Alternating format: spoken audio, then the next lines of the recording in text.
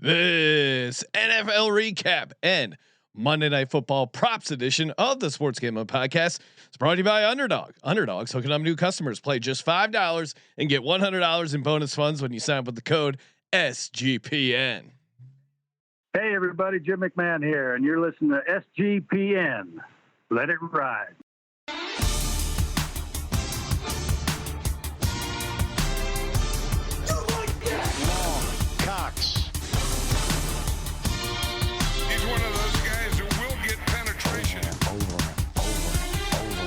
It's a baby fucking wheel, man. San Diego Superchargers. Now go home and get your fucking shine box.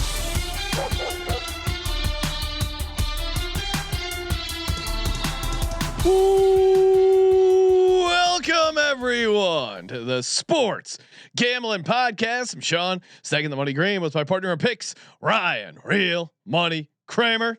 What's happening, Cram? Dog. Hello, Sean.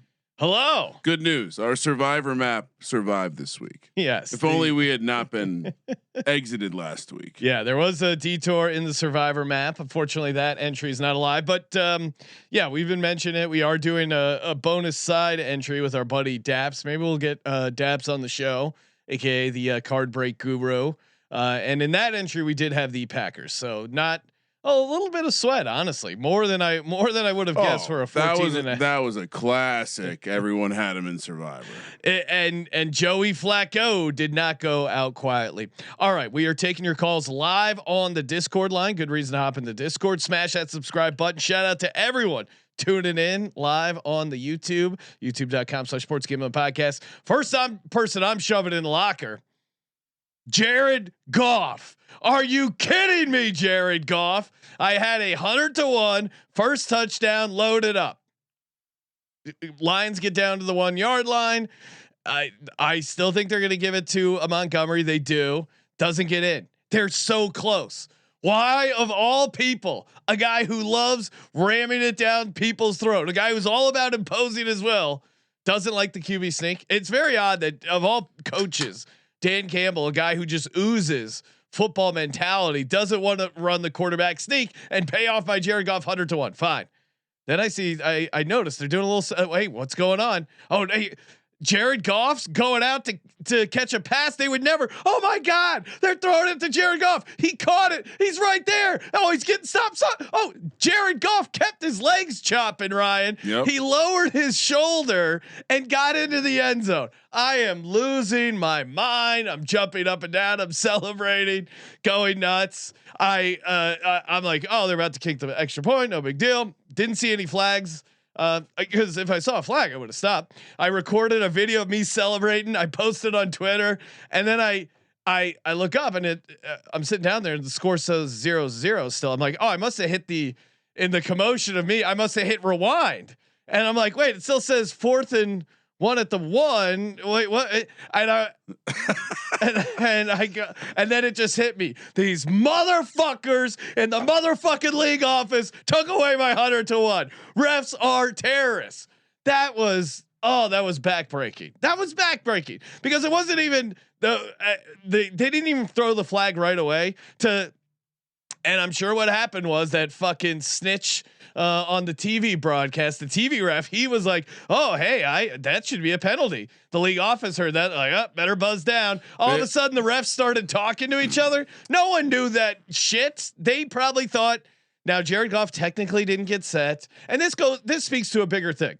Can we get rid of the illegal procedure penalties, or at least limit them? These minor infractions of a guy a half yard offsides or I normally shit with lasers, whatever. I think this is, you can't get rid of this one though, because this is the rule that everyone needs. Kramer, we have no audio on the YouTube. What do you mean? Everyone, the whole chat is saying no audio. We're just talking to ourselves. Well, I was ranting and raving. The podcast is gonna love this part. All right.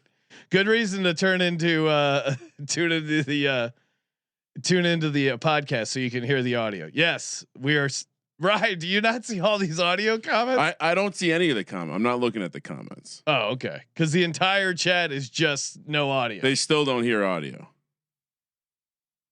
No audio the whole time. Japan said he heard everything. What are you laughing I'm just laughing at this whole thing. I have no idea what happened.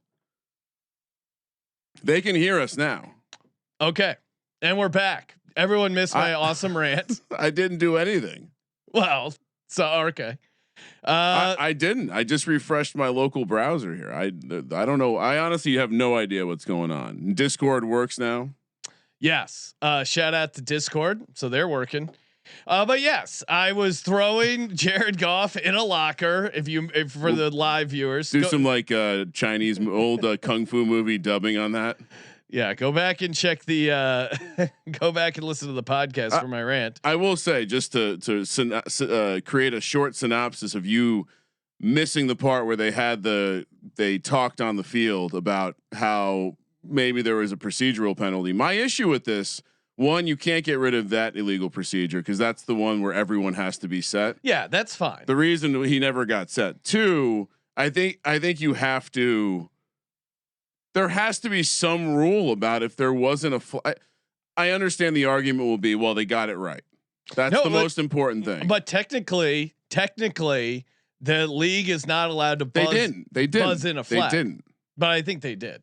Oh, you're okay. I see. That's fine. This is my conspiracy: is that they said the refs just huddled up and came to it on their own conclusion. I think they got buzzed in from the league, which they're not supposed to do.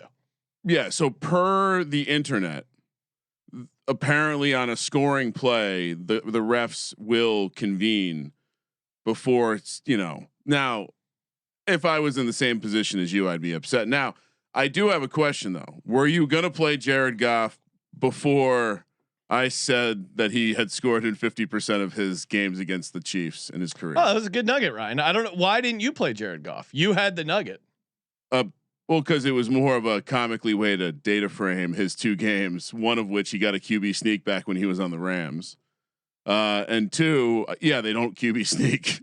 And so I didn't foresee a second straight game with David Montgomery throwing a pass, this time to Jared Goff. I also didn't foresee Jared Goff running over a defender. Jared Goff stood up. He wasn't even the low man. Jared Goff ran through a motherfucker's face. That's the biggest tragedy of it all. Yes, I want my money. Apparently, now the real conspiracy theorists say it's because DraftKings put out a graphic that someone supposedly bet $5,000 on Jared Goff at 90-1 first touchdown, which I'm always skeptical of those graphics and stuff. And then people are like, if DraftKings doesn't put out this graphic, do they throw that flag, Ryan? We'll never know. But I will say this: very, very insanely frustrating, horrible bet. Two more points on this. One, as I was watching it, as someone who watches a shitload of football, there was something off about the play.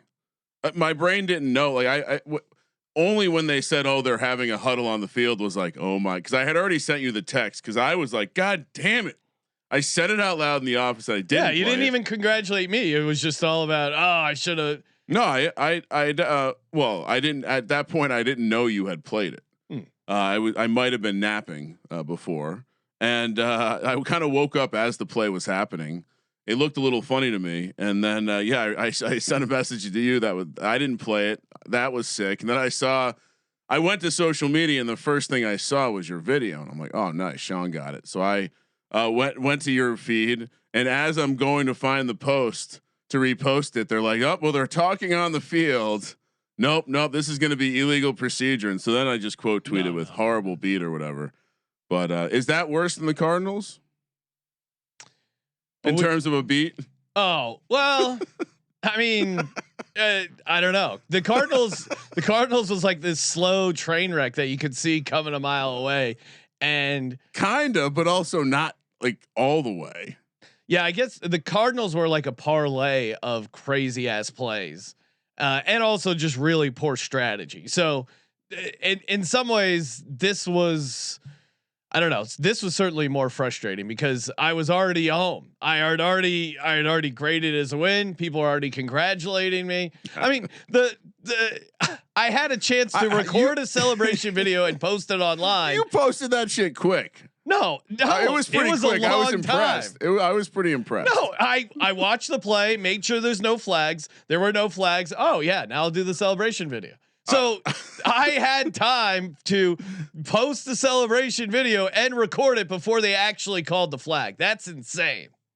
I'm going to say that going forward, we're going to impose a no celebrating at all. I mean, Jahan Dotson too in the Super Bowl. No celebrating at all until the conversion. Well, that's the new rule. That's the rule for the Eagles fight song. You don't sing the song until they kick the extra point or 2-point conversion. The Jahan Dotson one, that one wasn't as frustrating because eye test. Oh no, of course not. I did not think he got in. What was annoying was the ref standing right over him, put his arms up. It was also the Super Bowl to signal a touchdown. Yes, and it was also, and we also had a paper ticket, which I'm guessing for you, like for at least for me, it was a larger than normal first touchdown bet. Yeah, no. So Jared Goff, you're going in the locker for not knowing the rules there. That was fucking horrible. So well, at least Sucks Island, even with the rates where they are, prices going up. Oh well, everyone was looking to. It was one of those market crashes, Ryan, where everyone wanted to sell Jared Goff Sucks Island because oh my god, this guy caught a touchdown pass, cashed Sean's first 100-1 first touchdown bet, and then it immediately prices stabilized on the island as he turns out he doesn't know what he was doing. All right. I still think that is the most athletic thing we've ever seen Jared Goff do. He's made some catches before, but he ran through a dude. Yeah. Very, I mean, he's gotta be feeling himself. And then, after the game, Dan Campbell, very unpleased with Brian Branch. Yeah, if you didn't see that, Brian Branch just went up and punched Juju Smith-Schuster. It was weird. Juju Smith-Schuster like had his hand out, and then Brian Branch just like whacks him right. If you in the only head. saw the clip on social, you missed the lead up, which is Patrick Mahomes walks by Brian Branch first. Patrick Mahomes reaches his hand out to say good game. Brian Branch ignores him. Juju sees that he just negged his quarterback, goes over and is like, "What the fuck, man?" And that's when he just punches him in the face. Which Juju is like that dog that you have that isn't that friendly, but it keeps everything else straight. You gotta have him on the team. He's a live wire. I like that. Couple catches and a scuffle after the game. Yeah, we got a bunch of callers on the Discord line. Call in, give us who you're shoving in a locker, maybe some winners, some losers from the day. Very weird day for me gambling because I 8-5 ATS. Unfortunately, 3 of the losses were 3 of my locks, but then kind of chased a little bit in the afternoon and got some of it back. So it was a wild up and down day. What's worse, when you hit on everything but miss on the locks, or when you have a horrible day but you get the locks right? Yeah, I would say. Well, I always am trying to get the locks right, but then. So usually I'm betting more on the locks, but in this case, since I felt pretty good about the afternoon slate, made some of it back. So yeah, was it a chase situation? A little bit, shout out. Well, then you needed the locks to fall for that to happen. If you hit your locks, are you betting those games? No, I'm just sitting back and enjoying them. It was kind of like our craps run. Where maybe we had to lose all of our money to win way more than all of our money. Joining us on the line, you know him, you love him from the college baseball, basketball experience. Noah Beanick. Noah, are you there? Yes, I am, guys. How's it going? Good, man. Good to hear from you. It's a tough one for your Lions, and yes, officially they go down 30-17. Chiefs get the win and the cover. Easy money. I mean, I'm feeling your pain as a Philly sports fan because we were over at the Circa Friday night and 15 innings. Right when we walk up to Derek is the backbreaking end of the Tigers season. So how are you feeling, Noah? I was calling to offer that handshake from Patrick Mahomes to Brian Branch towards Sean as well, because we're both feeling triple whammies this weekend. Yeah. Phillies, Tigers, Penn State, Michigan both lose, and then I have a Lions loss as well, and Phillies lose on Thursday night. So just an all-time downer weekend of sports for you and I. At least you got your head coach in college still. Yeah, I mean, James Franklin, we'll get into it more on the college show, but they were like number 5 in the nation 2 weeks ago and home favorites against Oregon. I mean, to go from number 5 in the nation to being unemployed in 2 weeks, that is insane. There's going to be there's more to the story. Yeah, I don't know if I mean, you know, as a Penn State guy, it's clearly was time. I guess just this felt weird that it was in the middle of this year. And yeah, I mean, just back-to-back horrific losses there. Him and Coach Pry can get back together now. Yeah, they're gonna get the band back together. Yes. No. Are you putting anyone in the locker? Who are you blaming for this situation? I'm throwing Mahomes on the locker only because he comes out of this whole back end game situation looking like an angel when after one of his touchdowns. If you go and watch the highlight, he like runs into the end zone, spins the ball in front of Brian Branch, points at him, like taunts at him, flexes at him. So then to go up to him after the game, you know that you're like, oh, buddy, I got the best of you today. Like, great game. And once you see that Brian Branch doesn't shake the hand, that's when you're just like, okay, it's game on. Loser, let him pass. But Juju, the TikToker, he wants to make peace and go up to him and say, hey, man, that's not cool. He flops, gets back up, and then gets suplexed. I thought that was outstanding. There's a picture of him just like on the ground, freaking out. Like this was the meme where it was like, at this moment, he knew that he fucked up because Branch is like getting ready to land right on top of him. It's almost like brawl. So yeah, it's almost like the old school like hockey where you pull the jersey over the head. He just kind of gets tossed like that, but his flop is great. He does he grabs his helmet and flops backwards. It was a glorified bitch splat. That's what it was from Branch. It was kind of weak. Like I would have preferred a closed fist and punch if you're gonna do it, but yeah, I prefer my teams to take care of it in the 60 minutes. But if you're gonna do it after the game, do it right, right? And also while we're tossing the refs in, they somehow managed to call 0 penalties on the Chiefs 40 times since 2000. A team has not now correct. They did call 1 penalty. It was declined. But no clean sheet for the Chiefs in primetime, Ryan. Who could have seen this coming? Thankfully, they do allow us to bet on the Chiefs, which takes that. So they couldn't put away the whistle for my boy Jared Goff, so he could get the 100-1 first touchdown. That I'm still steamed about that. All right. Yeah, that was a little BS, but thanks for taking the call, boys. Get to your show and have a great night. You guys, good luck on the Monday night props. Let's go. Thanks, Let it ride, Noah. Check him out. Producer over there on the College Basketball Experience. What do you think the odds are right now? AFC West. Minus 150. Still plus 135. They're like, that's weird because they're like, they're 9-1 to win it all. I guess they assume, hey, once they get in there, their chances. Yeah, but I'm with you. Like the Chargers clearly have flaws, and the Broncos. It's like every other week we see a reason why the Broncos might be just a very mediocre team that can sometimes have a great game plan. Plus 135. I might need to bet some more on the Chiefs to win the division. They're getting Rashee Rice back. Yeah, I mean their offense is looking good. Defense is good enough, and they're getting their best receiver back next week. Yeah, and they seem excited about that. Again, why I was on them, you were on them too. The Chiefs, back against the wall. This team didn't feel like they were going to go 2-4, especially at home. Joining us on the Discord line, everyone's favorite dabber, Japan. What's happening in Japan? Not much. Can you all hear me? Yeah. Oh. I was realizing, Ryan, we need to get some like Japanese music or like some sort of Japanese. I don't know, maybe a gong or some sort of like some sort of that our friend from the Far East, Japan, is joining us on the line. So Japan, how was your day gambling out there? Well, it started out, I woke up extra early for a shit ass fucking game. Yes. Fucking Bo Nix had fucking 15 fucking completions at fucking halftime. So I was like, all right, babe, I'm gonna go get fucking coffee. I'm gonna be fucking back. Come back. still fucking playing the whole fucking game. At the end of the fucking game, this motherfucker ends the fucking game with 19 fucking completions. You're telling me in the fucking second half that Justin Fields got more completions than you? I mean, I get it. You won the fucking game, but God. Yeah, It is impressive. I was gonna put Bo Nix in the locker next, or I don't know who to blame the most for that lack of cover for the Broncos. They get the win 13-11, did not get the cover there. I guess I'll put Sean Payton in there, even though yeah, you are. You're the man. You know what, Sean? Let's not fucking single out anybody. All fucking 53 motherfucking players and fucking coaches get in that fucking locker.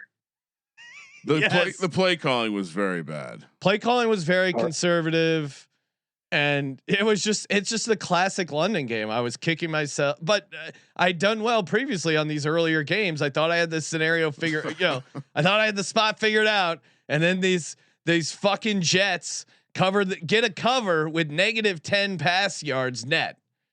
I mean, think about what that says about the Broncos.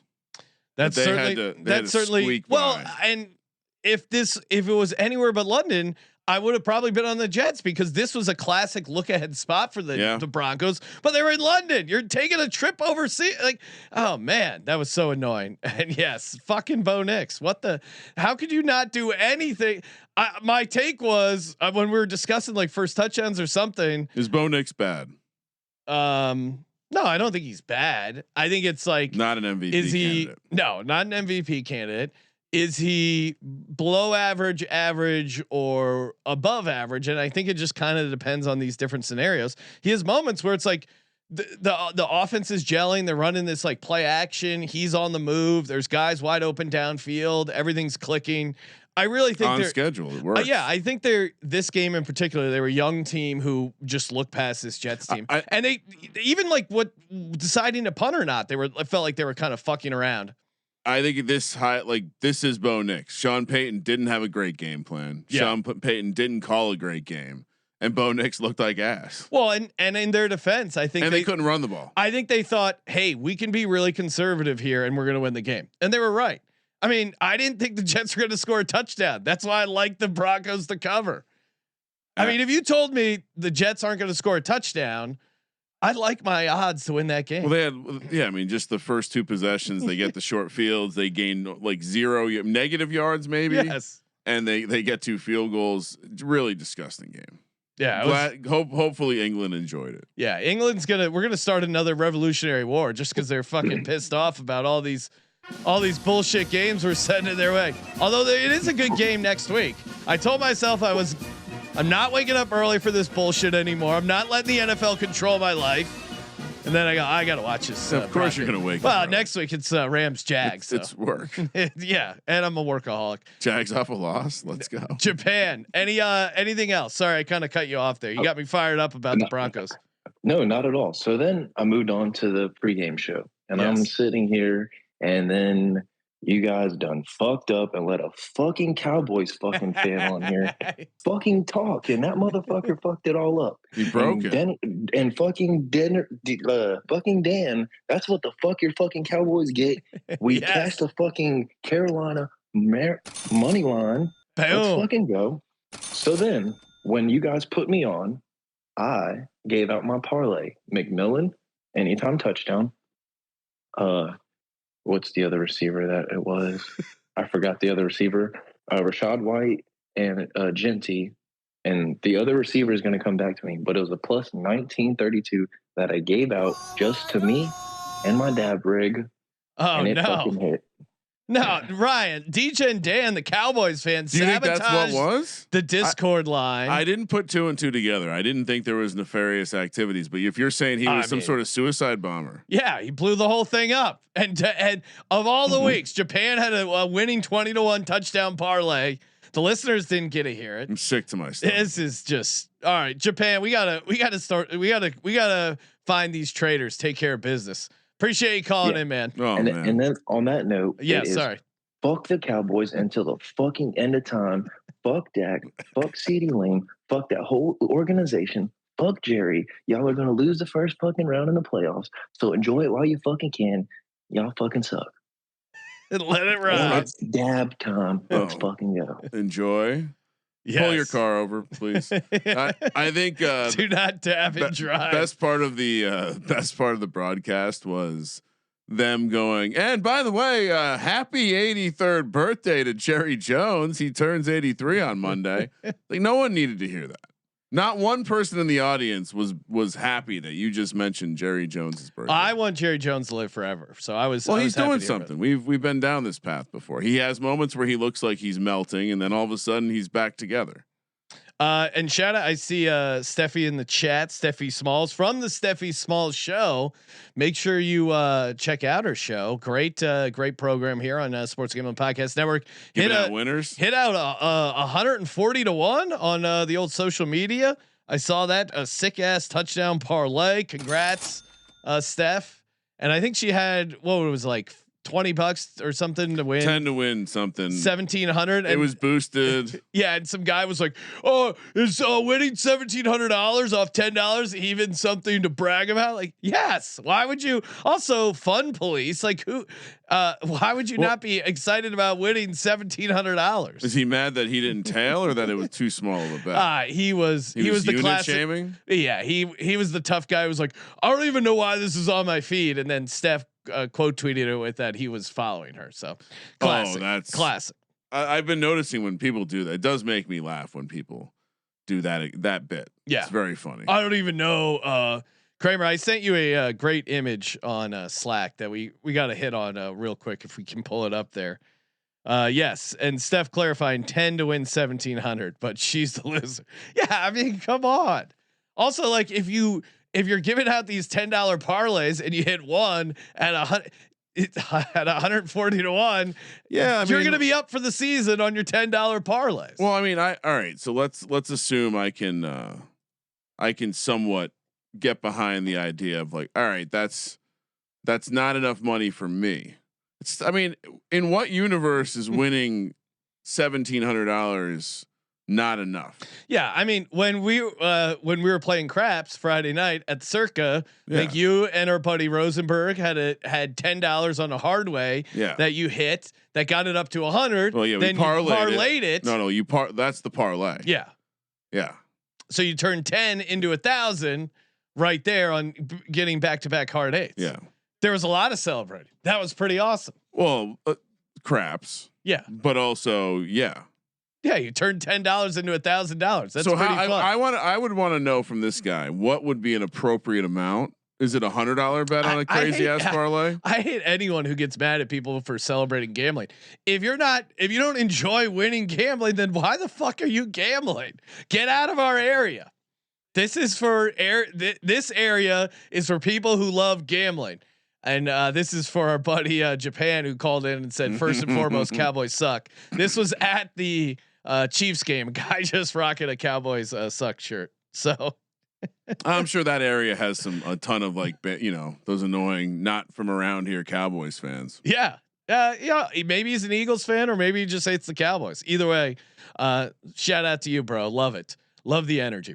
Speaking of the Eagles, Ryan, we got to go back in time, talk about the Eagles. Disappointing loss, 34-17. Congrats to your New York Giants. Fortunately for the Eagles, we get a chance for our revenge in a couple weeks, but we got to take care of the Vikings first. Yeah, I mean, the Eagles played like shit. I'm obviously disappointed with the result. I don't think they played well. Certainly has some issues with the team overall with the performance there, losing back-to-back games.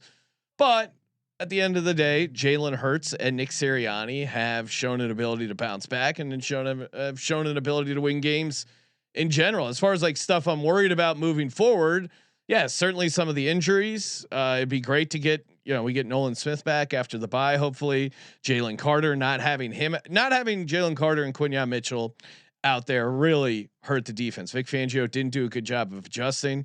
Still should have been able to get the win against this Giants team, but hats off to the Giants. I thought Giants without their top two receivers. Giants are. I mean, everyone deals with injuries. You can use it to set expectations or make some rational thought. But Giants, without their top 2 receivers, rookie quarterback, took care. Were able to move the ball up and down the field against the Eagles. So that's unacceptable. They need to fix that. I'm optimistic they can. I'm not going to say blow up the season, fire everyone. I think that's crazy. I always evaluate at the end of the season, but yeah, I mean, well, sometimes not. Sometimes you really know a guy has to go. But yeah, I mean, am I pissed off? Yeah, I was really pissed off Thursday night. But what are you gonna do? You don't want to see any changes from the style of offense they're running. Yeah, I think their play calling is pretty unimaginative. But I think it's a combination of like the offensive line isn't executing well. The interior offensive line, both guards are injured, so that's not helping.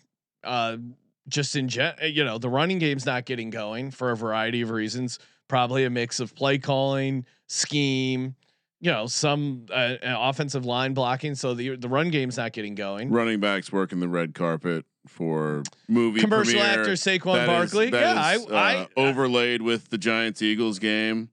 What a dog shit move. Don't ever come back. I mean, and he's making a business decision to run out of bounds against Cordell Flott in his 190-pound frame. Not a good look. Mike saying Nick has to go. Mike, you're insane. You're an insane human being if you think they have to fire Nick Sirianni. Nick Sirianni, wins are if you don't want to say wins are a quarterback stat, I disagree. But wins are certainly a coaching stat. And Nick Sirianni's start to his career is insane. Nick Sirianni has never not made it to the playoffs. Nick Sirianni has been to 2 Super Bowls. Nick Sirianni has won a Super Bowl. That's with all different offensive coordinators, different defensive coordinators. Everyone say, "Oh, they could only do it because they had Saquon." Oh, like he's shown a long history of success. He's never had a losing season in the NFL. You'd be crazy to get rid of that guy. We are in the heat do I think he's dopey at times? Sure, but you can't argue with the guy's results. That's crazy. We are in the heat of coach cancel culture, as we just talked about James Franklin. Yeah, I mean AJ Brown making throwing tantrums in the locker room again. The AJ Brown stuff doesn't bother me. If I was being critical of Sirianni, it seems like he's very hit or miss with the coordinators. And like objectively, the Eagles are making it easy on defenses. After watching that game closely, like you, and it's not like anything's been different. I think Hurts also was not good in that game. And so if Barkley's not going to be good and Hurts isn't going to be good, yeah, if all their good players don't play good, they will lose. And then the defense is going to be soft as fuck because Cam Scadaboo took their will to live. Well, yeah, I mean, I don't think Jackson Dart, Adoree Jackson should not be out there. That's a mix of, I don't know whose fault that is. Zach Bond had a horrible game. He got run through a couple of times, including by a rookie quarterback. Yeah, no, I think they were, a veteran team that overlooked an opponent that was clearly up for the game in a division spot, coming off the Super Bowl run. They need to reset and refocus. So yeah, they got issues, but I think again, if you're calling for Nick Sirianni to get fired, you're an insane person. We redraft today. Is Cam Ward going before Jackson Dart? Yeah, I don't know. I mean, obviously, it's an interesting question because Jackson Dart certainly has looked better than Cam Ward, but Cam Ward also has like a lot of the pro type stuff that people would be enamored with. And we'll get to that game, but Callahan is the worst coach in the league by a wide margin. And that roster is horrible as well. So yeah, I mean, Cam Ward has looked like shit, but as far as like what teams would draft, I still think there's a lot of traits that Cam Ward has that teams like. Not a knock on Jackson Dart. He certainly looked better than Cam Ward. How did the entire NFL let Cam Scadaboo go to the 4th round?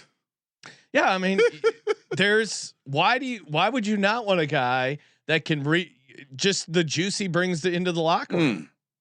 I think that's one of those things where coaches get cute. Like we saw this guy have a ton of production at the college level. He clearly was like a great locker room guy. Well, let's be honest. He's a white running back. Yeah, That's part and of certainly some of the advanced metrics. White. Certainly, well, Ryan, you even said he looks a little plotting out there. No, et cetera, et cetera. I don't think he's like he gets in trouble when he cuts around, but when he's feeling himself and realizing that the other team doesn't want to feel his pain anymore, he's just running through people. And he does have the straight line speed, assuming he doesn't have to stop and start to be fine. And I think really the highlight of that game was the offensive line. I mean, the offensive line bullied the Eagles defense, which is not something I've seen for a while. So yeah, I mean, my takeaway from the game is that Jackson Dart possesses some sort of charisma that is both applicable on the field and off the field. Completely commanded the prime post game desk. Looked like a fucking. I mean, considering the guys who have been talking on a mic in New York have been Daniel Jones and Eli Manning for the past 20+ years. There's a certain level of charisma there that clearly is winning the locker room over, and it's winning over the opponent. You're hearing the way people are talking about and just people everywhere.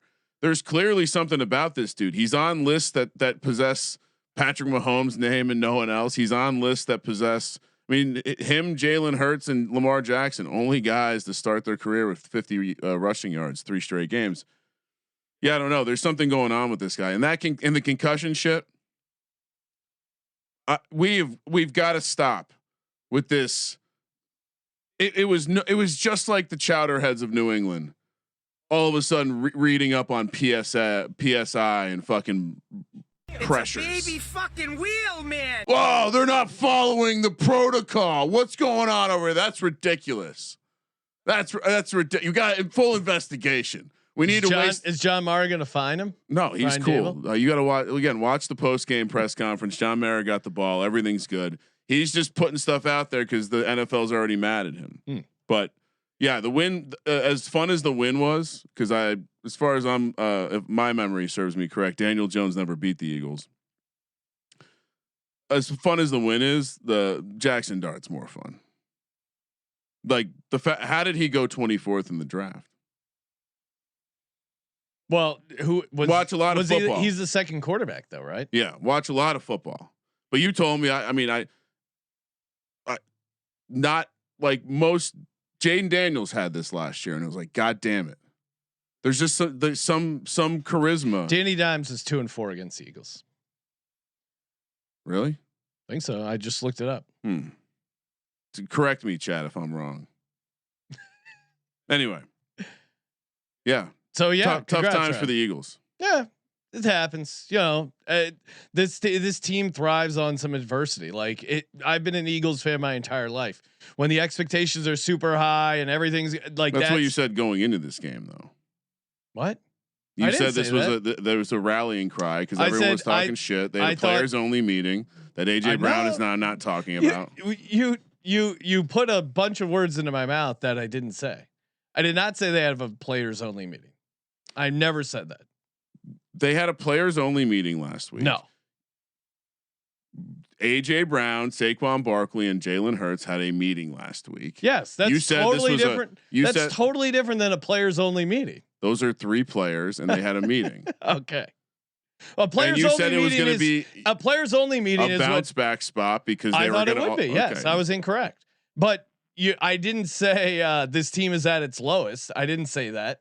And I didn't say a players only meeting, Ryan, as someone who's played football, is when all the players get together and there are no coaches. That's different than 3 players getting together. Yeah, that's the awkward part about this players only meeting. It was just the good players, and they left Devonta Smith out. I just think there's clearly something going on in the locker room. Yeah, locker room's a cancer. Blow it all up. Well, what do you want me to say? I mean, you could acknowledge the fact that AJ Brown and Devonta Smith wanting the ball more is not what's best for this team. Figuring out the run game is what's best for this team. And you could acknowledge that the play calling has been dog shit. Sorry, keep going. Yeah. No, I get it. This is. I mean, you said this verbatim last year. What do you mean? You didn't say that. You didn't say AJ Brown was a petulant child last year and it was a distraction. It was harming the team. It was way different last year. Him reading a book on the sideline is ridiculous. Said he's a petulant child. But now his petulance is like being reported on. He's having tantrums. It's exactly the same thing. I'm telling AJ Brown is. I think most people would agree with me that this is a much worse rendition of AJ Brown being a petulant child. That's all. Okay. And I think there's clearly a problem with the locker room. I mean, yeah, when the team's losing, that's bad, and that's not good for the locker room. All right. I don't know what to tell you. I mean, that's all I got. They need to play better. Yes. Shout out to mybookie.ag, promo code SGPN. Head over there. Get 100% bet back bonus. Don't bet on the Eagles; they'll never win a game. What's the Giants Super Bowl price, Ryan? How much in are you on the Giants? Well, here we go. Well, I mean, you haven't even bought a Jackson Dart jersey. Oh, I'm very financially invested in Jackson Dart to win Rookie of the Year. We're fine with that. Yeah, we have plenty of investment on them to make the playoffs. Super Bowl? We have all of it, obviously. Are you betting more now? Don't project. Am I betting more on what? The Giants to win the Super Bowl. I'll take a look at the playoff price. Okay. Head over to mybookie.ag. Use the promo code SGPN. 100% bet back bonus up to $500. Terms and conditions do apply. We're also brought to you by Novig. Had a great afternoon firing on the Novig app. Look at that. California, Texas, Florida. Love Novig. I hate Vig. Who likes Vig? I don't know many people who like Vig. Very easy to get down, and it's an exchange. So you're getting some of the best prices in the market. I had like -2.5 plus 105 on the Chiefs. That was I mean, may as well have been a no sweat bet. And when you spend $5, you get $50 in Novig action there. Use the promo code SGPN. Download the Novig app. Use the promo code SGPN so you get the extra bonus, and then we know they sent you. Novig promo code SGPN. And for those wondering, I have a Cam Scadaboo 90-1 Rookie of the Year ticket and a Jackson Dart 45-1 ticket. What's Jackson Dart at now? With Ibuka going down, that's pretty I got to big. imagine it's even money. Yeah, I mean, we'll see about our boy. Mika and Big Boo. It's like what Gronk. What like who? Man, Gronk needs better people around. Close. He needs better people around. I mean, Tyler Warren's got to be up there, but obviously you get a huge edge being the quarterback. I got it right here. All right, current odds: Jackson Dart -140, Emeka Big Boo plus 550. Ashton Genty 6-1, Tyler Warren 9-1, T Mac 10-1, Cam Scadaboo 15-1.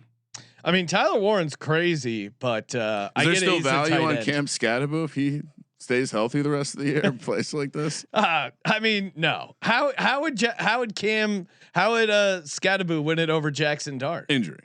Yeah. And then if he gets, I have 45-1 and it's -140. Are you selling some? Are you monetizing your ticket? I'll tell you what I keep doing though is I keep going back to search for Protector of the Year odds, and they're just not opening. They're not reopening the market. They have Assistant Coach of the Year odds up, but they've yet to show. This has been weak, Sean. Andrew Thomas 145-1 on Protector of the Year. That could be the all-time funniest bet. Steelers get the win in the cover 23-9, easily cash in the -5.5. We're so dumb. Sure, I don't know how neither of us locked this up because we were scared about Tomlin laying so many points, which we were like fair. Yeah, but this was a generational spot. Everyone gets mad that I always lock up the Steelers, but they always cover. So, but also this situational spot will never happen again. Yeah, we're never gonna have a divisional like every which way mismatch like this. Scheduled loss. We got the I don't know. I didn't have any takeaways. Dylan Gabriel sucks. Or he's tiny, and also like the Browns pass catchers didn't help him at all. The Browns defense played pretty good, but again, like you're getting zero help from your offense. So my thoughts are one, like when Dylan Gabriel can get the ball out on time, it doesn't look half bad, but they're not able to do that much. The run game wasn't working, and my God, Shadour's coming. He's going to look so bad because think about all the bad Dylan Gabriel plays. It's when he's holding onto the ball. Yeah, that's what. But Dylan Gabriel has no size and no athleticism. Compared to Shedeur. Are we sure about that? Shedor's not very athletic. I think Shedeur will look better in this offense. Okay. One thing to note on the Steelers side is when Aaron Rodgers does something good and points at Mike Tomlin, it's like it's like a buddy cop movie or something like that. He's just like, yeah, I told you so. It was still crazy that the Ravens were plus 105 to win the AFC North before this week.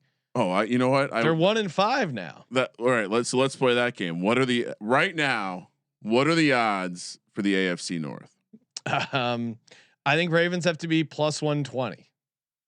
Okay, so Browns are 33-1. Yeah. Bengals are 14-1. Ravens plus 145. Steelers minus 135. See, that was dumb because why plus 105 to plus 145? They lost as 7-point dogs. And you could nail Pittsburgh won as 6-point favorites. Think about how often we see this scenario where it's just like if you just let it play out, it's probably going to move just because people are going to react to it.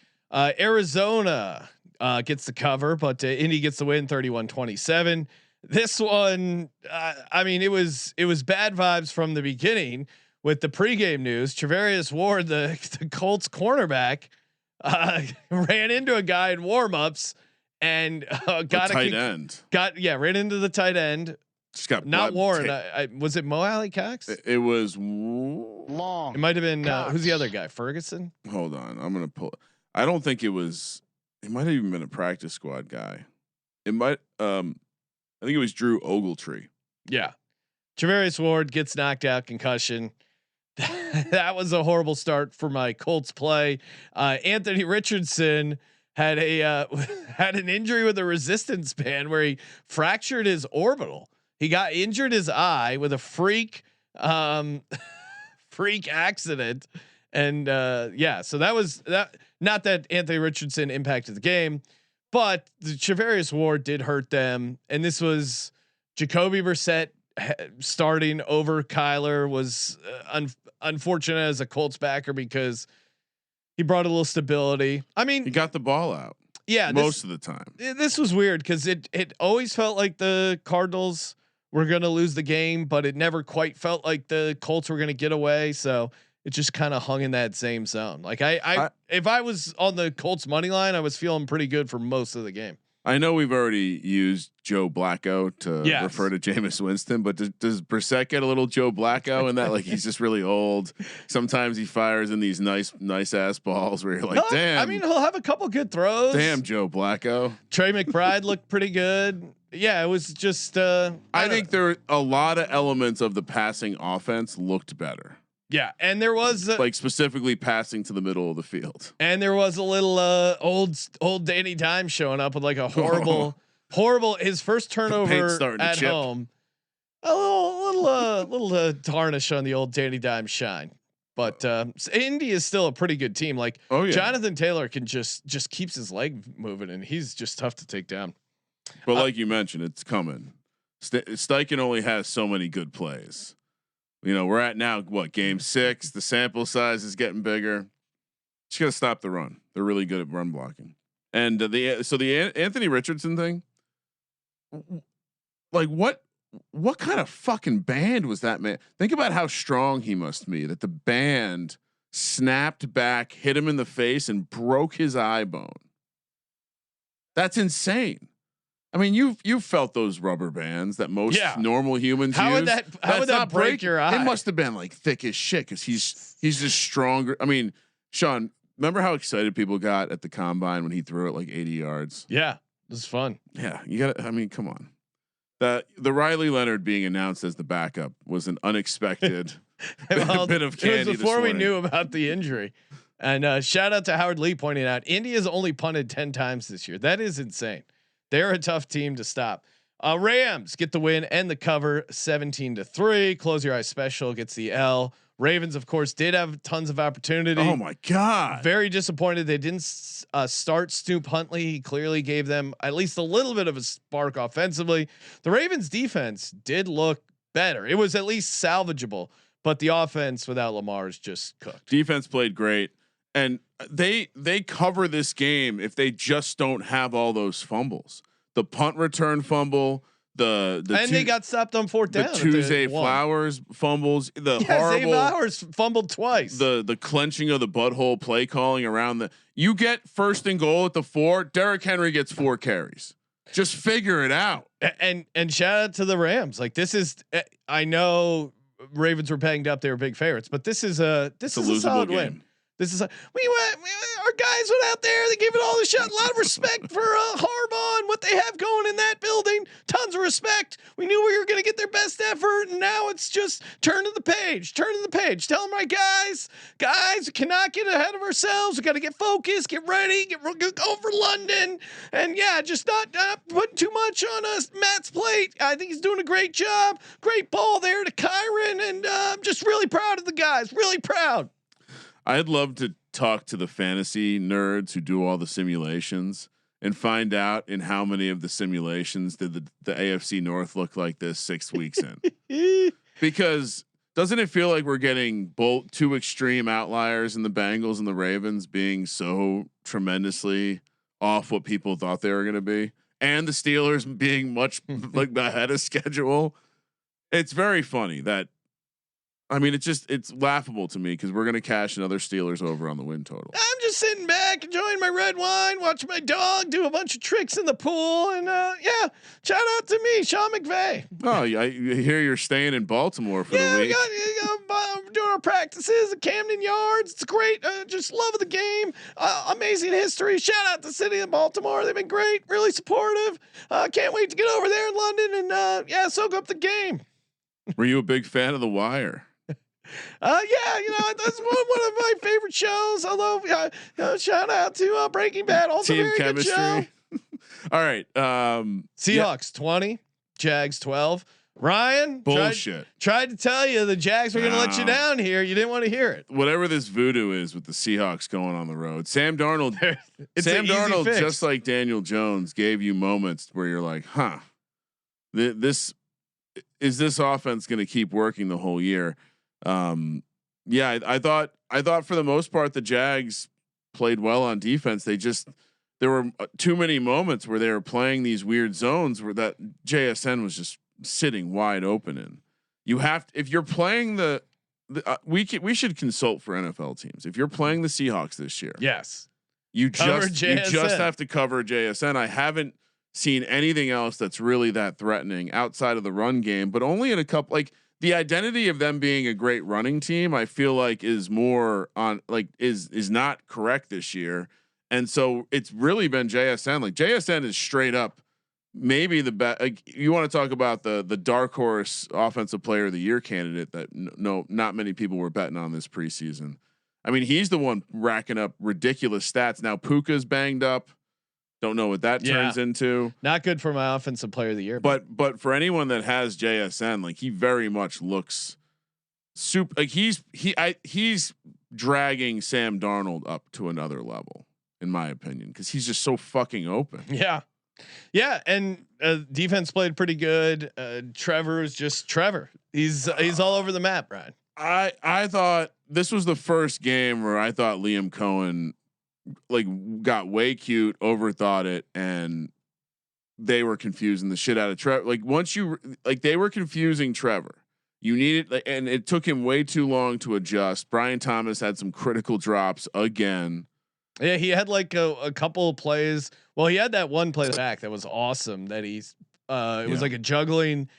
The defender got in and basically had to intercept it, and then it popped up, and then he grabbed it and then got the touchdown. It got called back, but there was another one where he stopped short on the tackle being a half yard. Travis Hunter, I think, had his. Oh no, that's what it was. Travis Hunter was offsides. It's and the next play, Travis Hunter was problem. You missed the meeting room. Throwing a tantrum at the ref. It was kind of wild, but I still, again, I think this Seahawks team is probably going to be right there in the playoff picture. So they're going to be interesting, especially if they have to go on the road in the playoffs. Can this, how long can this better on the road than at home thing last? I don't know.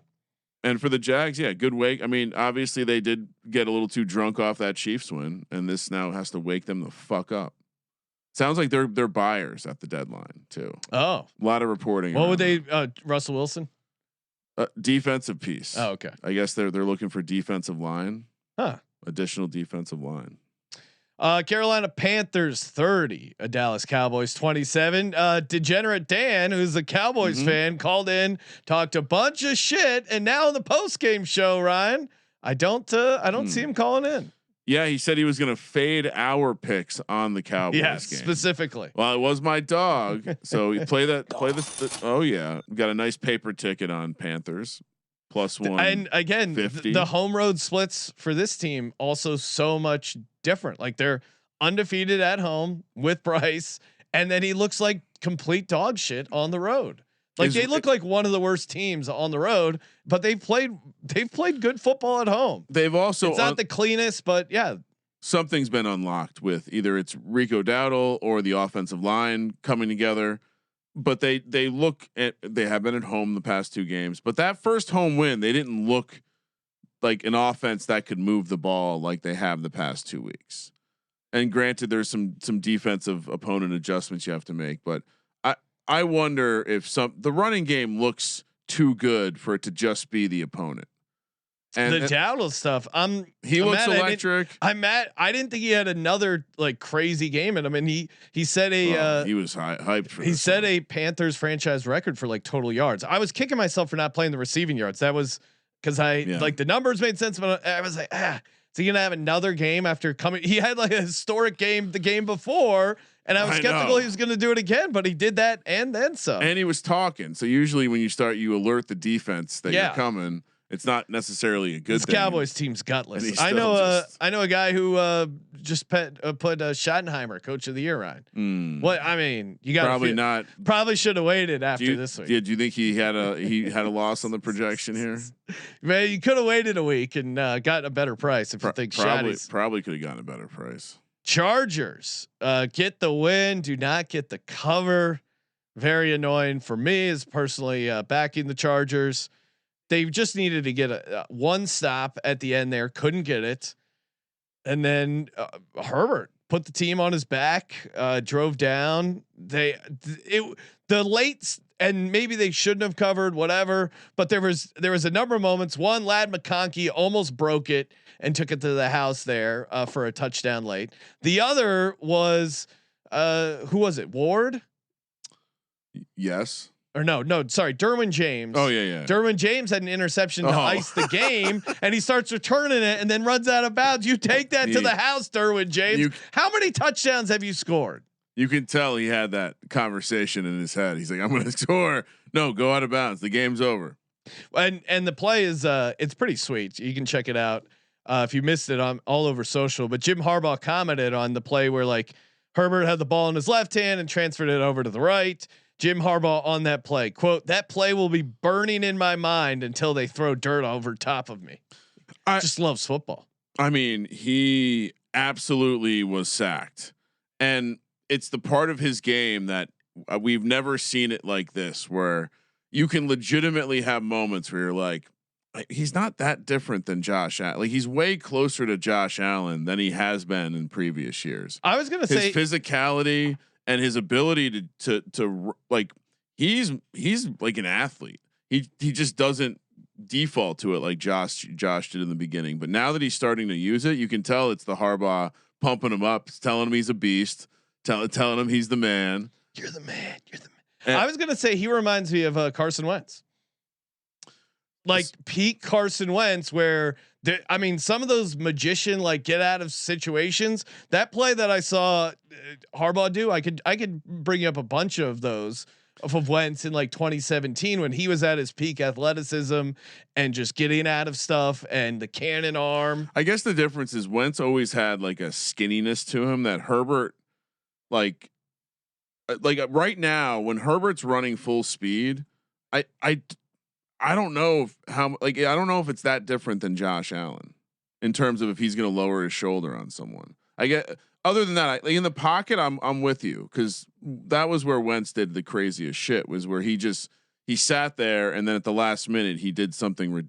ridiculous. I mean, Carson Wentz and Justin Herbert are almost exact same size. Yeah, maybe it's just the way that you're just rock hard for Justin Herbert. No, I like he strikes me as someone that can run through a motherfucker a little bit better than Carson Wentz could in his prime.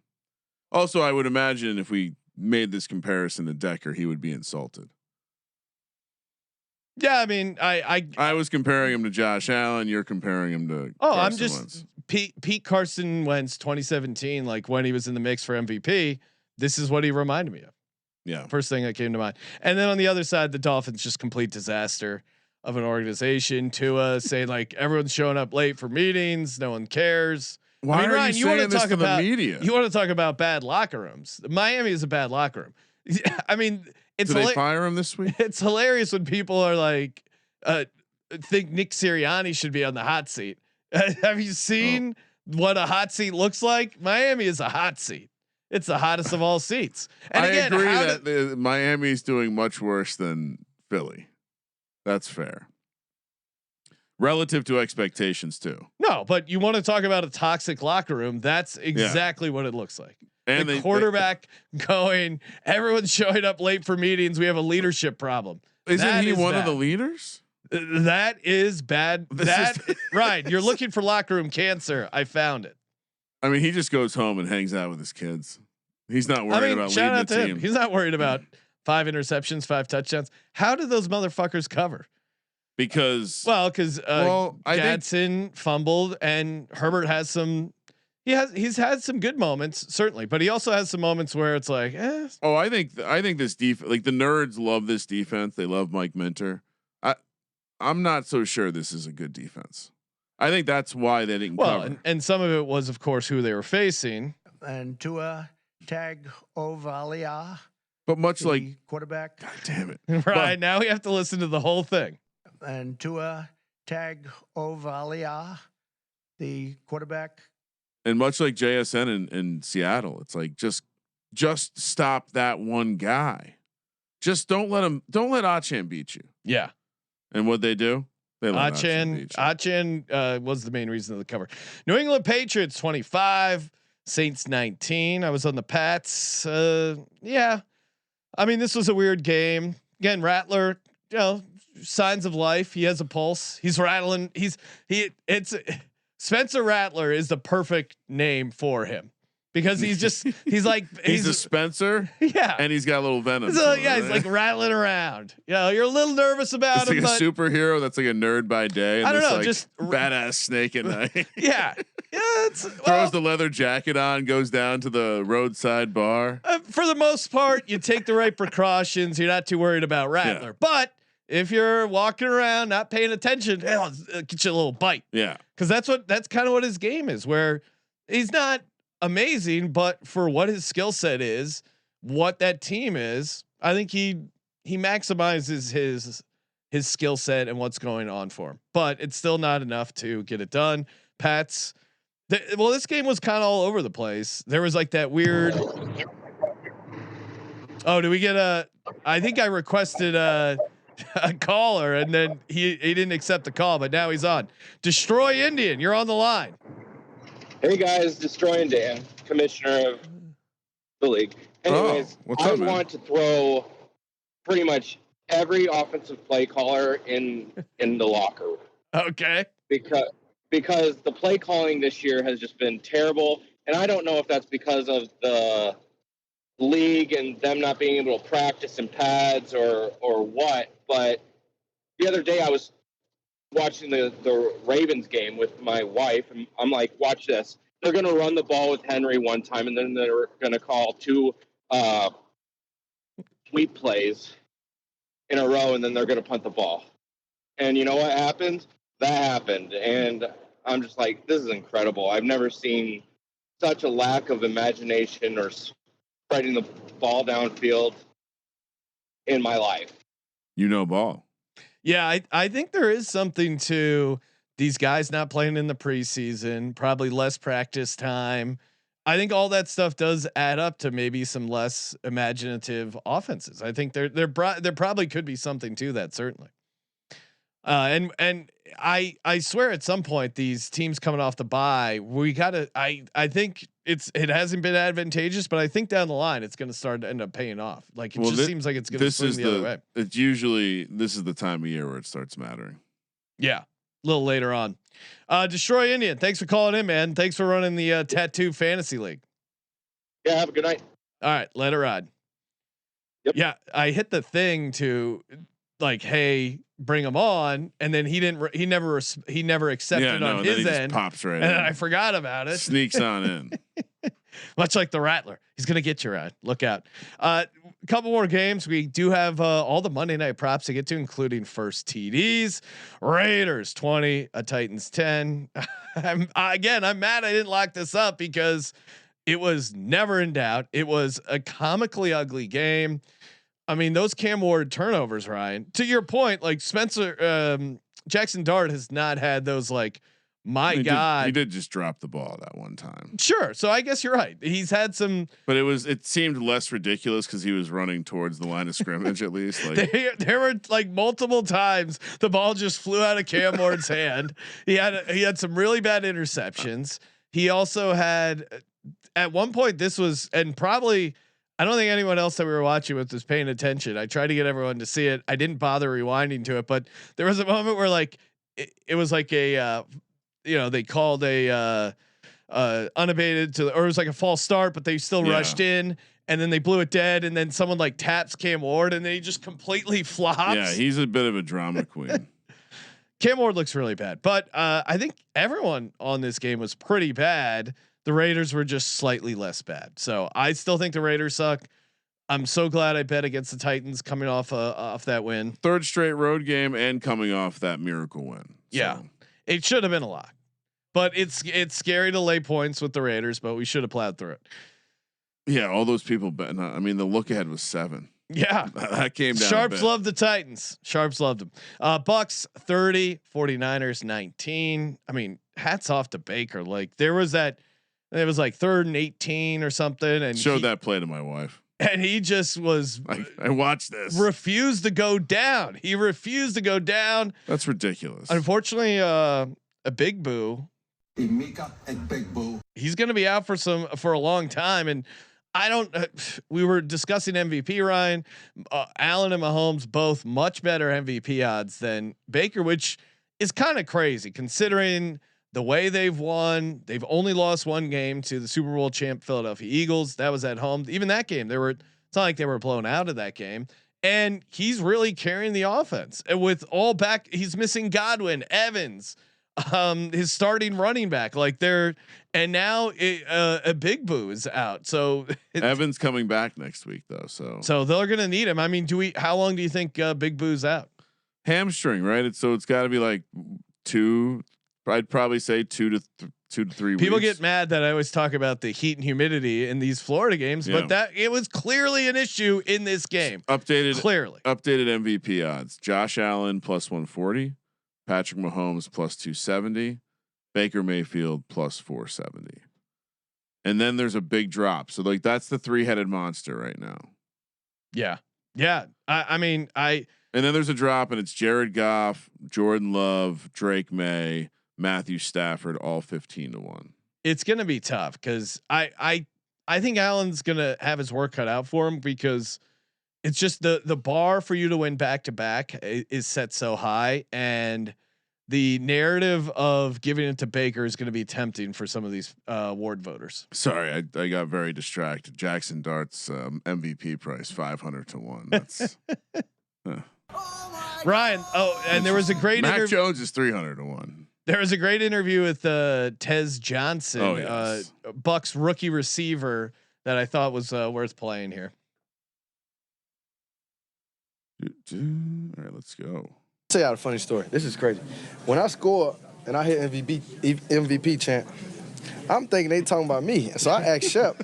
I'm like, Shep, they was chanting MVP. And he was like, yeah. I was like, I ain't do nothing this year. And then he was like, they talking about Baker, Tez. And I was like, well, that explains it. But he is the MVP. The one he got the first down on, he said he blacked out. But I mean, that's just Baker. The pump fake get everybody. I'm just like, oh my God, he's a dog. Like, I don't know what he eating put in his cereal before the game. Like, but that guy on it every single week. What's it like to say out?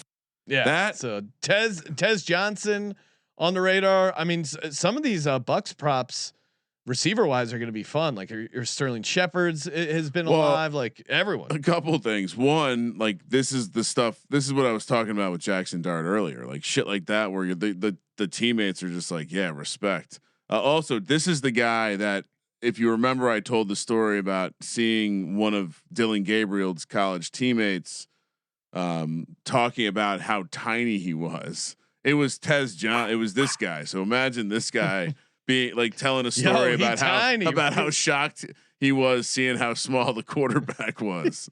Yo, he tiny. But yeah, I mean, it's going to be spicy, especially because they have two guys named Johnson. Yeah. Which is long. If you're betting first touchdowns, you got the. Oh, you got to be careful. Oh shit! I don't need. You got to be careful. You got a hold of the right Johnson, Ryan. That could get. If you get, you don't want. That is weird. It could get tricky. Hasn't happened to me in some time. Oh wow! All right, so I guess it has happened. Last game, Bengals 18, Packers 17. Bengals get the cover. Again, nothing. I don't think the Packers look particularly good. Oh, they were not looking at this game. They weren't focused on this one. It was like looking ahead, but still kind of hanging around. Shout out to my Joe Flacco, AFC North bet. He had 219 passing yards. Chase Brown, who I thought was going to get involved in the receiving game, didn't. He did end up getting 2 catches, only for 7 yards. But I'd say this offense slightly better than. I would say slightly better with Flacco over Browning, but still a ton of issues. Kind of maybe a lateral move. We'll see. I couldn't tell how much of it was Green Bay kind of looking ahead or whatever.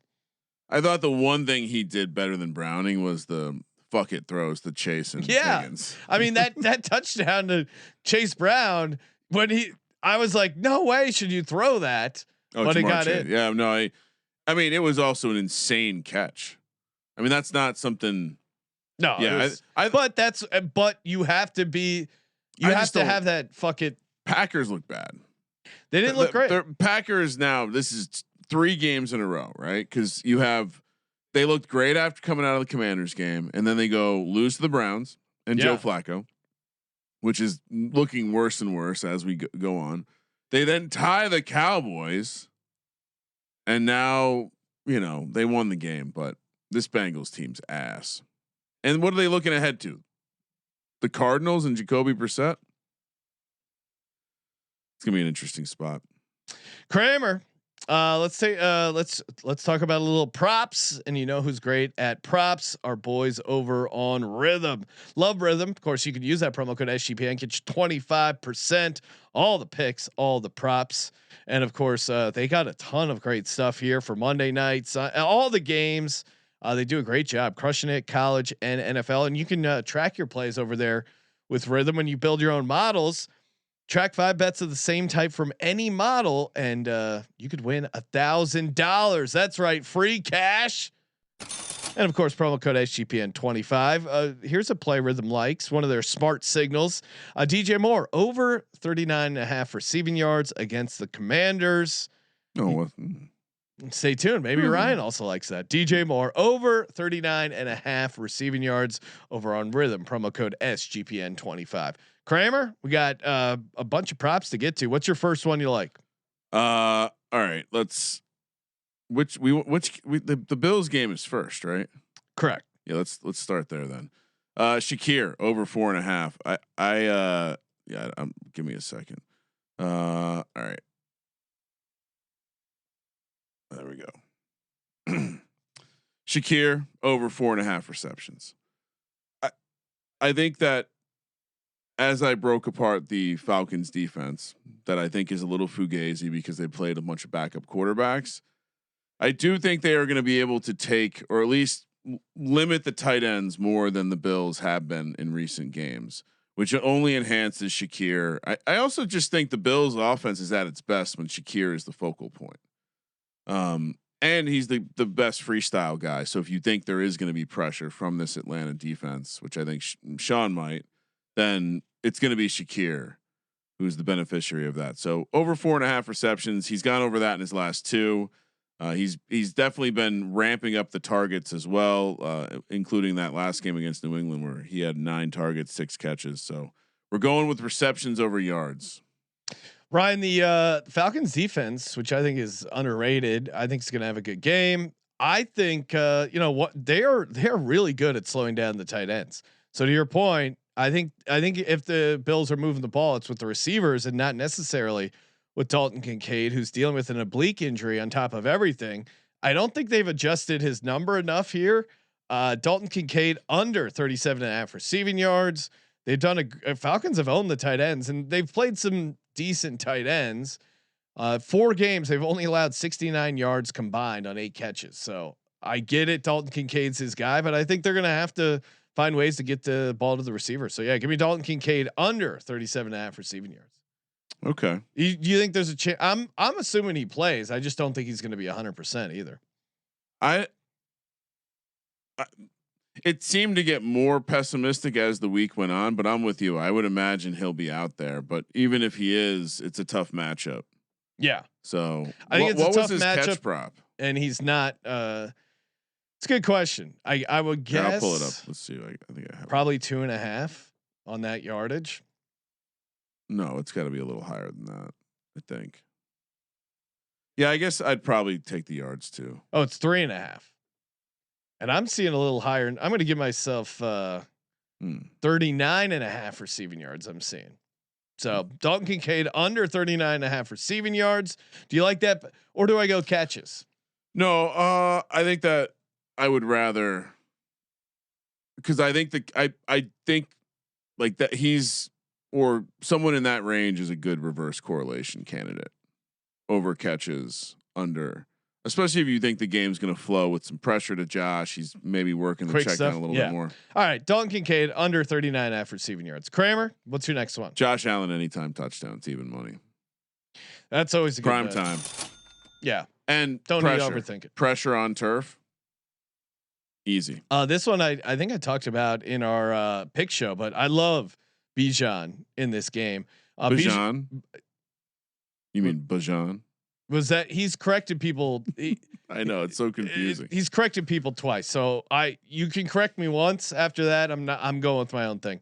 Bijan Robinson over 110.5 combined rushing and receiving yards. He's had 200-yard receiving games so far this season. 111 yards is his lowest total, and that was in that blowout game against the Panthers. Why not take just the receiving prop 30.5? I mean, I don't have a problem with either, but that is now there are some because they might I don't know what they're gonna do coming out of the bye. I do know Bijan's gonna get his one way or the other, and okay, I guess I would just worry that they think I could see the Falcons wanting to try and increase their time of possession, and they're like, we're going to do that by giving Bijan a ton of rushing. I just don't want to miss out on one of his long catches. Like he could have one catch for 25 yards and then run for 95 or something like that's what I'm worried about missing out on. Well, all right. Yeah. Cause I think it's an interesting week because I'm pretty sure some of the statistical models that use like anything that uses DVOA or EPA is going to view the Bills as being a very good defense against the running back in the passing game. And so we might even be getting a relatively discounted price here. Yeah. So and the Bills on the struggle. receiving yards. Yeah. I like the receiving yards too. I want to play both because all right. You know what? I'll play the receiving yards alone at 30.5. I like that too. Cause it's a good match. The Bills linebackers struggle with the receiving. Well, it's the Matt Milano effect, right? Yeah. And he's not out there. All right, Ryan, what about the late game Monday night? What are you doing? Well, the first one is the one you gave out with rhythm. I think when you look at this Washington defense, and they're weak to the quote unquote number 2, the non-primary. I think Odunze has shown that he's commanded the alpha role in this offense. I certainly think you could also and stay tuned for my next prop, but there's other ways to attack this defense. But I think DJ Moore at 38.5 yards, like coming off the bye, you got this fucking guy on your team. DJ Moore has been great with horrible quarterbacks. As a number 2, he's got to be an advantage for you. So over 38.5 receiving yards for DJ Moore. Yeah, I see it. And I guess the only thing I struggle, he's kind of like a pain in the ass in the locker room, I think, but it should be good for me. I mean, get him the F in the. No, he's good. He's good, and they're going to need him if they're looking to win this game. Washington 32nd in DVOA to the number 2 receiver. They're also not great against the tight end. Commander 6 in yards allowed to the tight end. Give me Cole Kmet over 20.5 receiving yards. 3-1 to the over. Maybe the bye week they figure out a way to get more Loveland, but I still think Cole Kmet's going to have his role. Okay. So 32nd against the tight end too for DVOA. Yeah. I was gonna like. Is this the week to play Loveland? I don't think so because they haven't adjusted his number down enough. Like I looked. How many red zone targets do you think Colston Loveland 0 has? Yes. So we don't have yardage props for him right now. Yeah, because he's coming off injury too. So I'm not touching Loveland. And I think even if Loveland they try and involve him more, I want no part of it. You would think they're gonna push that element, you know. Yeah, but also Kmet's reliable. I don't think they're gonna get away from that enough to the point that he can't get 21 yards. And you like the yards over the receptions with him? Yeah, yeah. Because he has like a 1 for 20. He had a 30-yard catch already this season. Yeah. All right. Kramer, what else you got?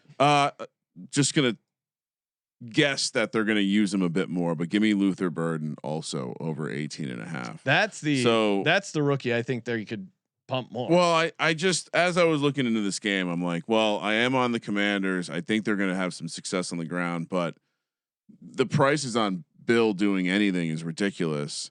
And I also think that the Washington defense is gettable. And so I thought, well, let's just and I looked at Kmet. I looked at, I didn't look at Loveland, but I looked at Kmet, and yeah, I think you just box up a couple of these receivers. So I'm going to go Burden over 18.5 receiving yards as well. Okay. Yeah, no, I like, and if they're in a trail, game script, I'll go DeAndre Swift over 46.5 rush yards. I think this is a spicy. What's spicy about that? Just anytime you play Swift, it's spicy. He's shown up in primetime games, and I think the Bears want to set up the play action. You get DeAndre Swift going. No, it's like he's hit or miss for me. I don't have a take on him for this game. Yeah, I think they can run the ball enough here. I'm a Roshan Johnson guy. Yeah, we're the only ones who believe in this guy.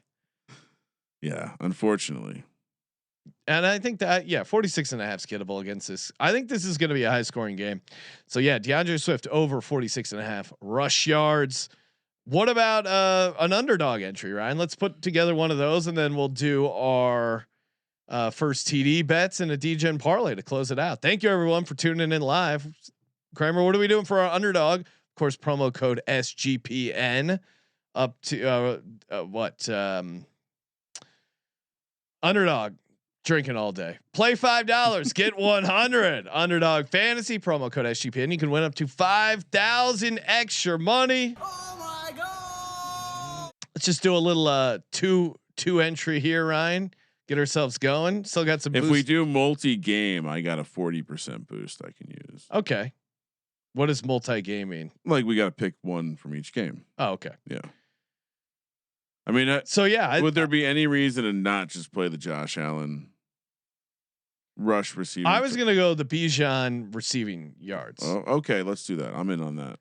All right, Bijan receiving yards higher, 31.5. What about the 31.5? Oh yeah, so you shop around, Ryan. You got your expect a little bit better. Well, I would then. I mean, my angles were on just everyone getting receptions and receiving yards for the Bears. I mean, whether it's because they're trailing or because they're like either way, that's going to be how it's going to work. I like the Odunze. That was the one I didn't give out. Oh, that was the one Rhythm liked, right? Or no? No, sorry, Rhythm, it was DJ Rhythm Moore. agreed with me. Yeah, I put in Odunze and it was 67.5. Yeah, I like the. Why don't we go DJ Moore higher, 38.5? I mean, or do they have? Let's just double check that they don't have Burden. Let's see what his numbers are. Burden is 19.5. Cole Kmet's 20.5. I like both, but maybe I'm crazy here. They're gonna get Burden involved, right? Oh well, also, DJ Moore's the Burden could just not. So you think the coach just hates the GM's picks? I don't know. There's a weird dynamic there. Kmet to me is he's old reliable Cole Kmet. Let's take DJ Moore. DJ Moore. That's the Well, I'm a little worried about the Colston Loveland thing. It's the same thing. I think let's just go. Those fantasy guys, they're in your head. Is it? Bijan Robinson higher 31.5 receiving yards. DJ Moore higher 38.5 receiving yards. Underdog fantasy promo code SGPN. Yeah, all the fantasy guys drafted Loveland. They're pissed off that they haven't used him, so they're telling people they're going to use him. I've pretty aggressively muted a bunch of that world. It's been good for me. For the Buffalo at Atlanta first TDs, give me Michael Penix Jr. 35-1. Bills have let up a lot of quarterback rushing yards. Now some of that's playing Lamar Jackson there and Fields briefly, but I would not, Penix in big spots, not afraid to run. We've seen so 35-1 auto play, right? I mean, eventually we'll probably have enough data where we're like, actually he doesn't, but he does. And I completely agree with that play. For my other Atlanta play, first touchdown, give me Ray McLeod 27-1. Darnell Mooney's out. I think he's going to get the nice workload here, and the price is pretty good at 27-1 for the Bills. Jackson Hawes, our buddy, 30-1. I think is a good number for him. Clearly involved in the red zone. Dalton Kincaid with the oblique. I think he's going to be limited. I think he'll try and go. I don't think he's going to have a ton of work. And then Curtis Samuel, 27-1 for the Buffalo Bills. Wish he didn't score last week, because I do feel like his number would be like 50-1 if he didn't find the end zone on that random play last week. I'm with you on Penix. You said 35-1, right? Yes. I'm also on Tyler Algier. I think there's going to be opportunity, and the way that you can run physically at this. What's the number you saw for him? For Algier, 11-1. Yeah. I mean, I'm not going to play Bijan at like plus 250 or whatever. I mean Tyler Algier anytime is probably good too. Maybe better, but I do think they don't mind using him around the. No, he has a lot of red zone carries. And then on the other side, a little bit chalky, but Josh Allen is currently 8-1. That's the buy price, 8-1 or better. We buy Josh Allen, and then Shakir 14-1. Consider Jackson Hawes, but I try to avoid the back-to-back plays. Some of these are automatic though. All right, who do you got for the Bears Commanders? Caleb Williams, obviously easy 20-1. Yep, and then Zacchaeus. They use him a little bit in the red zone. 25-1. He's I'll pull this up, but his red zone targets are right up there. I think he took what Burt was supposed to be Burden's role. Yeah, so now maybe it'll change a little bit coming back off the bye, but Zacchaeus. So Adunze has 6 targets. Zacchaeus has 4 targets in the red zone and hasn't got home, aka he's due. So I mean he could just be better at that role. For Washington, I wasn't really loving anything because the stuff that was like easier was like the prices weren't good, so I kind of went long shots. Luke McCaffrey 30-1. Ken got that nice big play in the Chargers game, and then John Bates coming off a game where he had a catch is 50-1. Kramer. So the reason you also like John Bates at 50-1 is in a lot of the simulations they're running the ball down the Falcons' throat, and John Bates is out there because he's their blocking tight end. Yeah, and so horrible price here. This is not correct. Love John Bates. This actually might also be an anytime for me. Yeah, Jaden Daniels. You're not playing him at 9-1. No. Okay. I mean, I am. Yeah, you have your systems. Caleb Williams 20-1. That's one of the worst. That's almost as bad. It's actually no. This is like Jackson Dart 18-1. Yeah, it's just a bad price. Well, Jackson Dart, especially, he's a rookie too. Like and it was a primetime game, and he's shown. I mean, he's 3 games. The guy is running a ton. Caleb Williams, at least he had a full entire season where he didn't run the ball. But he kind of scampers. No, I'm saying like Caleb Williams had an entire season of no rushing touchdowns. Yeah. Jackson Dart was going into his 3rd game and he already had a rushing touchdown. True. I think he already hit a first You're touchdown. Right. That was worst. It was a first touchdown. He's had 2 first touchdowns in the 3 games he's played. Like the pricing was moronic. I wonder if they're going to fix it this week. And then you didn't play Cole Kmet, huh? I didn't. It's 22-1. Yeah, I was going. Maybe I'm getting cute with Zacchaeus, but I think everyone is live, so there's some element of just find the longer price. Yeah, but I mean, I was debating. Well, that's probably one of the longer prices. What? Zacchaeus. Yeah, before you get crazy of the receivers. Yeah. But he had 4. I mean, the red zone targets is just what got me on Zacchaeus. I feel like they're going to get him right there. D-Gen play of the day, Ryan. You know I'm a degenerate. I'll go first. I think there's Ray McLeod. I think could have a big game. Obviously, I like Bijan, but I wouldn't be surprised if Ray McLeod gets a couple. No, nothing crazy, but he seems. I think he's in line for a nice game here. He's had a couple 90-yard games, both last year. I'm pretty sure. Oh, that might have still been Kirk Cousins, but yeah, he had 2 90-yard games last year. Ray McLeod 90 yards, and the Falcons win 85-1. What's the price by itself? It's like 30-1, something like that.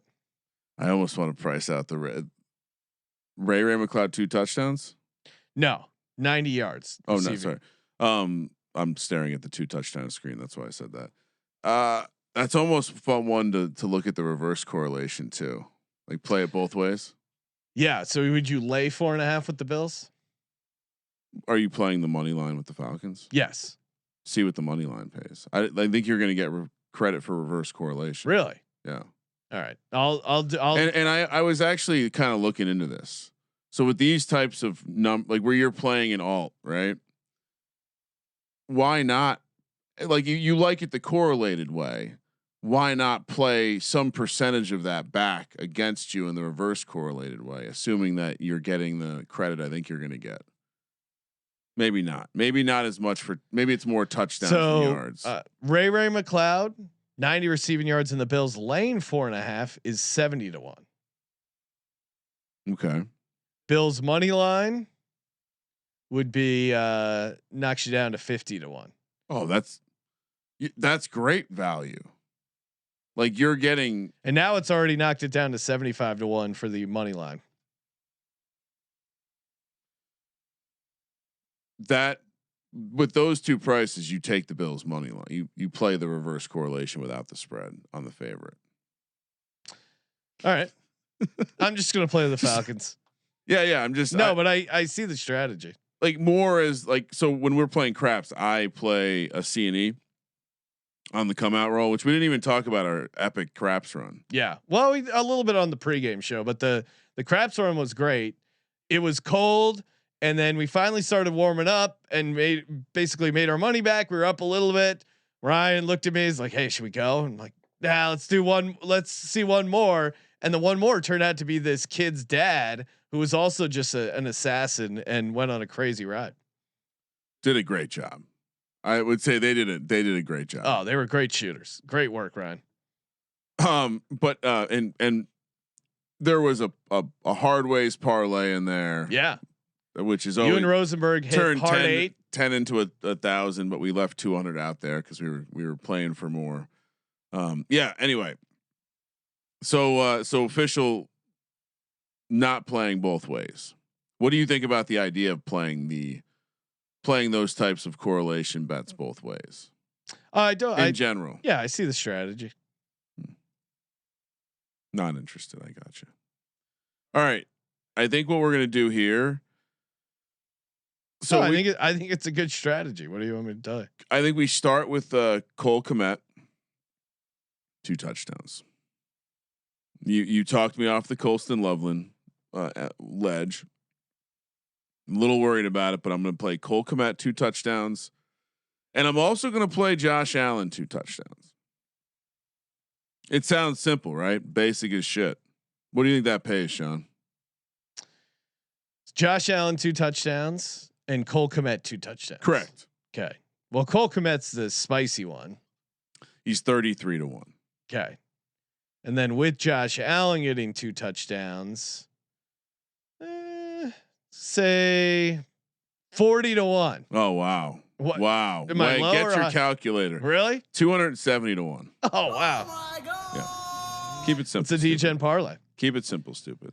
All right. Hey. Yes. Stay tuned on Twitter. I might play some touchdown round robins in this game too. Oh, that's fun. I'm feeling a little bit like I need to chase a little bit on Monday night. Shout out to Brad saying, I don't know how to play craps. When I get to Vegas, I want some lessons from you guys. Yes. Free craps lessons at the Circa. Come say hi, as always. It's so annoying when I'm like when we're at a table with someone who's just playing like a donkey. Yeah. Like these guys that were rolling before the hot streak. The guy's playing $100 on the pass line, no odds behind. And I just want to walk over and be like, dude, what are you doing over here? You're killing yourself. Like, let me guess, you don't go to the doctor either.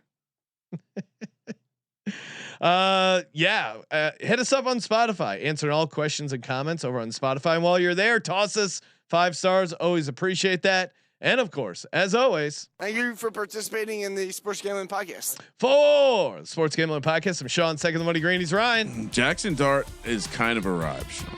Kramer, let it ride.